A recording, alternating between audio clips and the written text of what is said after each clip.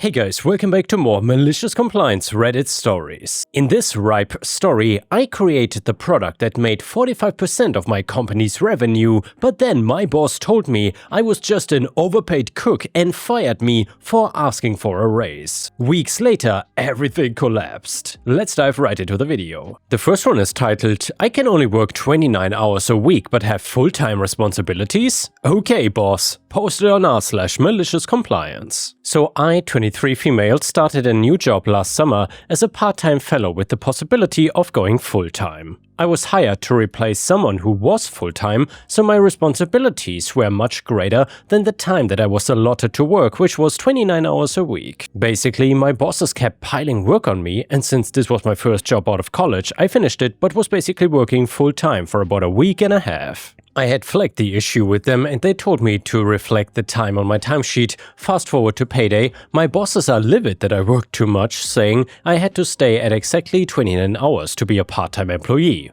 Cue the malicious compliance. I started tracking my hours. I would plan my weeks in advance so I knew the maximum amount of hours I could work each day to stay at exactly 29 hours. I basically worked from 9:30 to 3:30, but obviously there were days that I had to work longer. When my bosses would give me tasks on Thursdays and Fridays, I would say to them, well, I have to leave at 2 p.m. today, so I'm under 29 hours this week and go home and relax. This obviously made my bosses frustrated since they needed to offload work, but I was just following exactly what they had told me to do. After about 3 weeks of this and multiple tasks not being able to get done because of my strict 29-hour work week, they finally offered me a full-time job. And yeah guys, if you enjoy the malicious compliance stories, please don't forget to subscribe to the channel, click the bell icon to not miss any of my daily uploads. Also, please don't forget to like the video because that would help me tremendously. Either way, the next one is titled, Karen Boss fires me for wanting a promotion.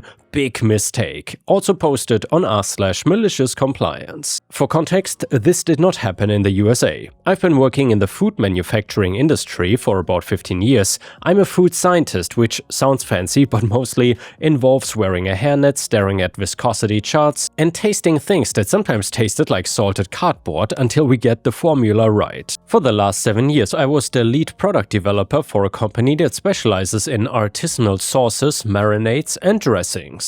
We are not a massive conglomerate or something, but we are not a mom and pop shop either. We supply grocery chains across the country. My pride and joy was a specific product I developed 4 years ago. Let's call it the Midnight Glaze. It is a black garlic and truffle-infused barbecue sauce that absolutely exploded in popularity. It won 3 national taste awards, got featured in a major food magazine, and currently accounts for about 45% of the company's total revenue. It is the golden goose. The thing about food manufacturing at this scale is that it's not like cooking in your kitchen. You don't just throw ingredients into a pot, it is chemistry, it is engineering. The Midnight Glaze is notoriously temperamental. If you add the emulsifiers at the wrong temperature, even by 2 degrees, the whole batch separates into oil and sludge. If the shear rate on the industrial mixers is too high, you break the starch bonds and it turns into water. If you don't pasteurize it for the exact right time, the garlic flavor turns bitter, and well, I was the only person who truly understood how to run the line for this product. I wrote the standard operating procedures, aka the SOPs, I calibrated the machines, and I trained the shift supervisors. Enter Karen. About 8 months ago, our old VP of operations retired. He was a good guy, an old-school factory man who knew that if the machine makes a weird noise, you stop and listen. He was replaced by Karen. Karen came from a non-food background. I think she worked in logistics for a shipping company or something similar. She had an MBA, a very expensive suit, and a vocabulary entirely made up of buzzwords like lean manufacturing, trimming the fat, and synergistic workflow optimization. From day one, Karen decided that the R&D department, me and 2 juniors, was a money pit, and she didn't understand why we even needed lab time to test the batches. In her mind, once a recipe is written down, a monkey could follow it. She called a meeting in her second week. OP, she said, looking at her spreadsheet and not at me. I can see here that you spend 20 hours a week on the floor during the Midnight Glaze production runs. That seems inefficient. Why aren't you in the lab developing new products? I tried to explain to her, Midnight Glaze is finicky, Karen. The viscosity fluctuates depending on the humidity in the plant. I have to be there to adjust the starch-slurry ratios in real time or we lose the batch. She rolled her eyes. That sounds like a lack of standardization. If the recipe is correct, the result should be consistent. We need to automate your instincts so we can stop paying you over time. I should have known then. Fast forward 6 months, the company had a record year, largely driven by my product. I had been working 60-hour weeks covering for a shift supervisor who quit, plus doing my own R&D work. I was exhausted.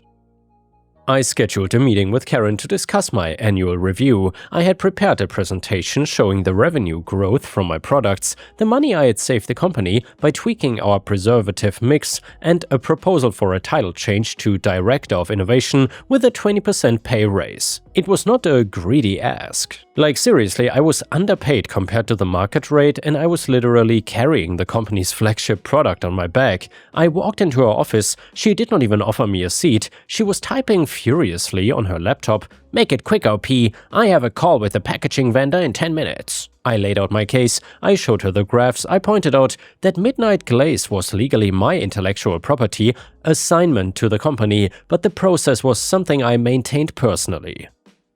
Karen stopped typing and looked at me over her glasses. She let out a dry, condescending laugh. "A promotion?" she asked as if I had asked for a pony. "OP, let's be realistic. You cook sauce. You're not management material. You're a technician." "I'm a scientist," I corrected her. "And I created the product that pays everyone's salary, including yours." Her face went red. "Excuse me? You mix ingredients that we buy. The brand sells the product, the marketing sells the product. You're just stirring the pot. Anyone can do your job. I could pull a temp off the street, give them the recipe card, and get the same result." "That's not true, Karen. The recipe card is just percentages. It doesn't tell you how to handle the thermal shock of the cold garlic paste hitting the hot syrup. It doesn't tell you how to listen to the pumps to know when the viscosity is right. Stop trying to make yourself sound important with technical mumbo-jumbo," she snapped. "I'm not approving a raise. In fact, I'm looking at your department's budget and I think we can cut one of your juniors. You can pick up the slack." I took a deep breath. If I don't get this promotion and if you cut my staff, I'm going to have to reconsider my options. Karen stood up. "Are you threatening me? Because I don't take kindly to ultimatums from subordinates." "Well, it's not a threat, it's negotiation. I know my worth." "You have no worth," she shouted. "You're an overpaid cook. If you think you're so special, go find another job. In fact, if you're gonna have this attitude, maybe you shouldn't be here at all." She paused, a malicious glint in her eye. "Actually, you know what? I'm tired of your arrogance. You're fired, effective immediately. I want you out of the building by noon."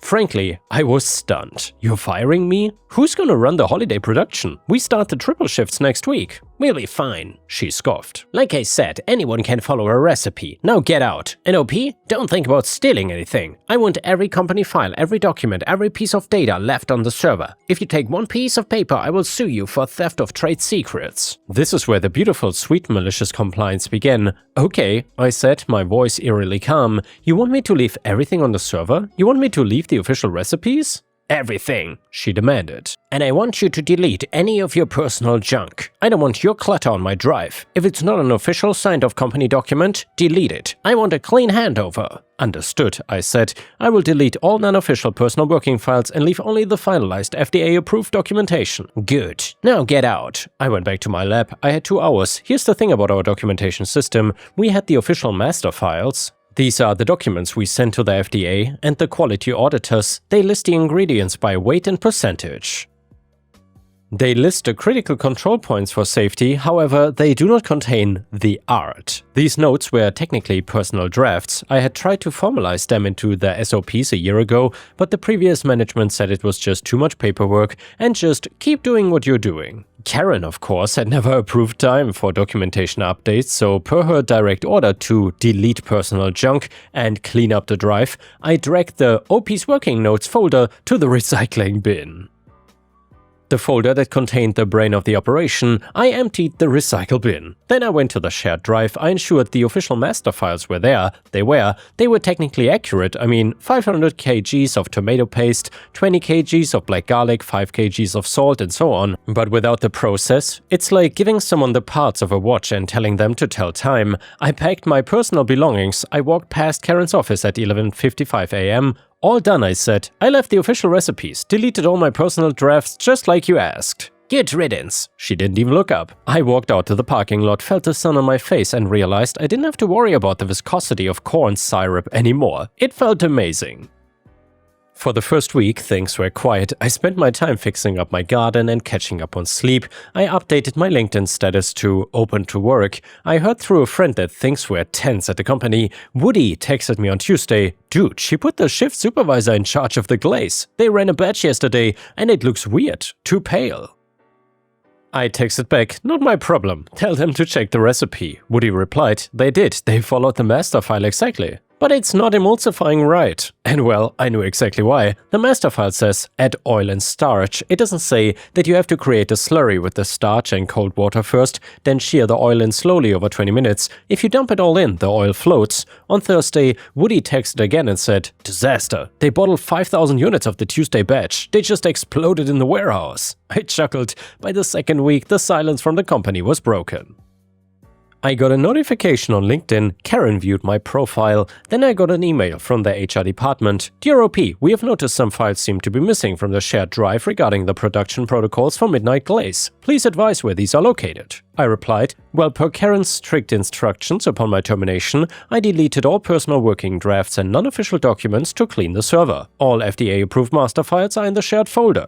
Radio silence. Week 3 was the week before the major shipments for the holiday season were due to go out to the biggest grocery chain in the country. This contract had a failure to deliver penalty clause. Essentially, if we missed the shipment, the fines were massive. My phone rang. It was a number I didn't recognize. "Hello?" "OP, it is Karen." Her voice sounded different. Gone was the arrogance. It was replaced by a tight, high-pitched stress that sounded like a violin string about to snap. "Hello, Karen. To what do I owe the pleasure? I believe you fired me?"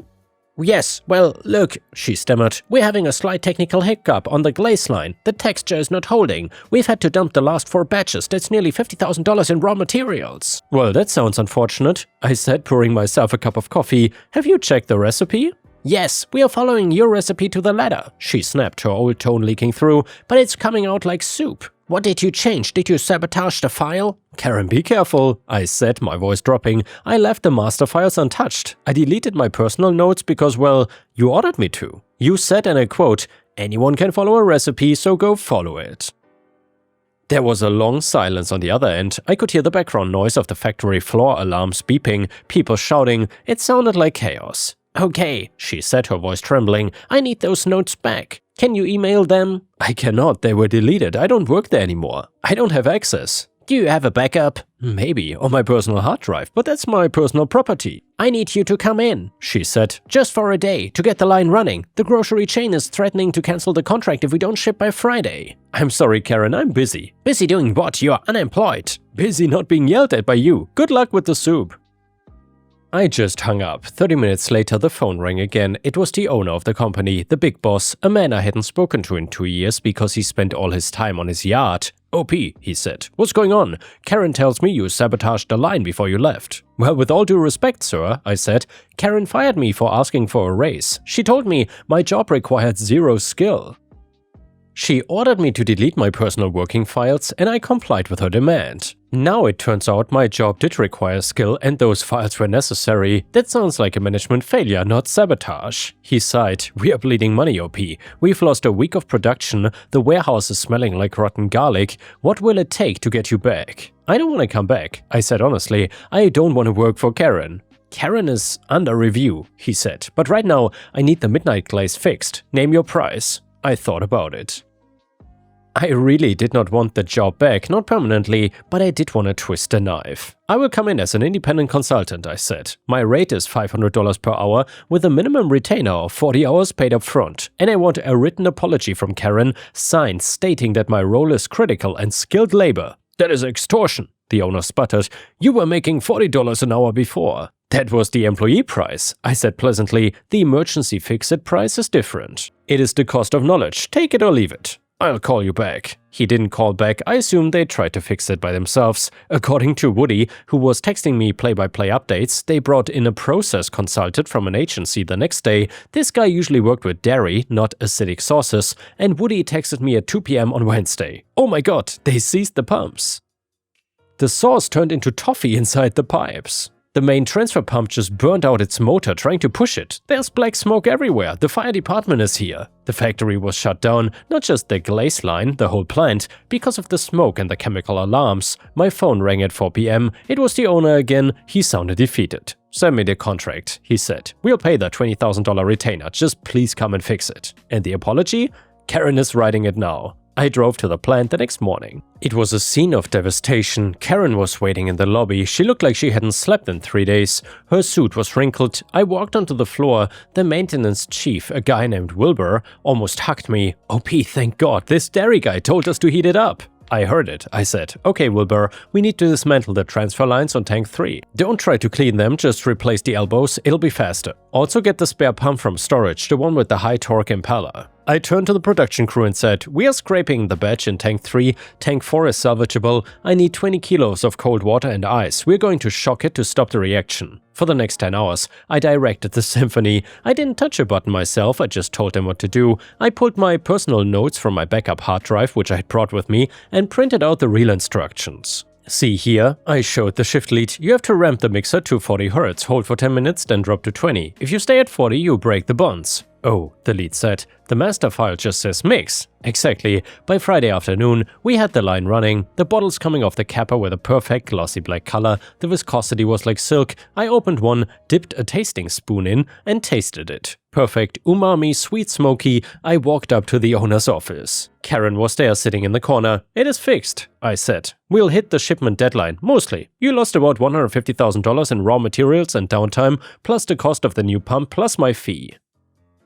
But the contract with the grocery chain is safe." The owner nodded. "Thank you, OP. Look, we cannot let this happen again. I want to offer you your job back, Director of Innovation, 25% raise, full benefits." I looked at Karen. She was staring at the floor. "No thanks," I said. The owner looked shocked. "Why not? It's what you wanted." "Because you let her," I pointed at Karen, "treat the people who actually make your product like garbage. You only care now because you lost money. The culture here is broken." I handed him my invoice for the remaining hours. "I'm gonna start my own consulting firm," I said, "specializing in crisis management for food production, and you're my first client. I'll be sure to use you as a reference." I walked out of that factory for the last time with a check for $25,000, retainer plus overtime hours in my pocket for 3 days of work. 2 weeks later, I heard from Woody. Karen was fired. The board of directors got wind of the toffee incident and the near loss of their biggest contract. They didn't like that she fired the key expert right before the busy season. She was escorted out by security. The owner tried to hire Woody to run the department, but Woody did something smart. He called me. "Hey OP," Woody said, "I don't want to work here if you are not here. They don't respect us." "Just quit," I said. "Come work for me. I just picked up 2 more clients who need SOP audits."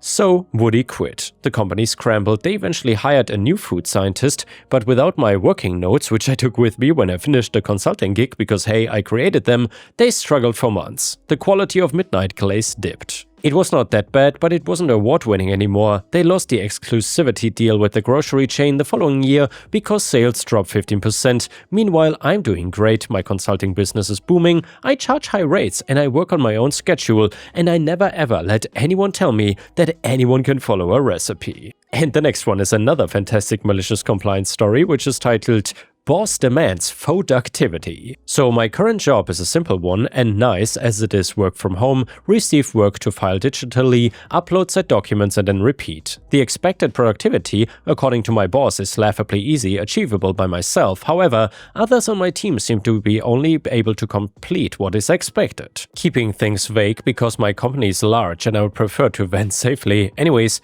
every day I achieve above average uploads. Like I said, it's super easy for me. I don't do too much over the top and generally can complete my whole workload accurately within a maximum of 4 hours every day. This leaves a lot of time to myself. I always stay by my computer, however, in case my boss or coworker needs help with other things. Just this past week, however, I've been reprimanded for productivity issues, basically being told I need to be doing something at all times and that the time gaps and no work is unacceptable. This comes after having worked in this fashion for the last 10 months, by the way, so my boss demands that when I'm clocked in, my upload records must always show that I have recently done something and that there cannot be a gap in uploads longer than 10 minutes unless I am clocked out. He was basically demanding I do more work for the same amount of pay. Well, my solution is to set a timer that goes off on my phone every 3.5 minutes telling me to complete 1 upload. So now I do the exact same amount of work over the course of 8 hours instead of 4. Don't want to pay me for doing 3 times as much work as others? I'm not putting the effort in then. It's silly to think I would.